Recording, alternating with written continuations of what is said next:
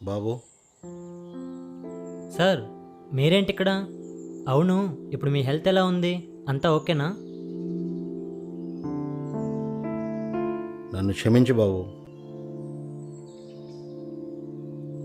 నువ్వు బ్యాచులర్ అన్న ఒక్క కారణంతోనే నీపైన చాలా కోపం పెంచుకున్నాను. నీకు నా కొడుకు వయసు ఉంటుందేమో, అలాంటిది నీ విషయంలో చాలా మూర్ఖంగా ప్రవర్తించాను. సార్ మీరే అంటున్నారు మీకు నా తండ్రి వయసు ఉంటుందని. అలాంటిది మీరు నాకు సారీ చెప్పకూడదు. బ్యాచిలర్ అబ్బాయిల గురించి సొసైటీలో బ్యాడ్ ఒపీనియన్ ఉంది సార్. కానీ బ్యాచిలర్ స్టేజ్ దాటాకే కదా సార్ ఎవరైనా ఫ్యామిలీ మ్యాన్ అయ్యేది. నిజమే బాబు. నువ్వు వెంటనే మన పై పోర్షన్ షిఫ్ట్ అయిపో.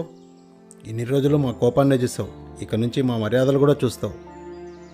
వద్దండి, ఇప్పుడు నాకు ఇక్కడంతా సెట్ అయిపోయింది. అయినా నెగిటివ్ వైబ్స్తో దగ్గరగా ఉండడం కంటే దూరంగా ఉండి పాజిటివ్గా ఉండడం మంచిది కదా.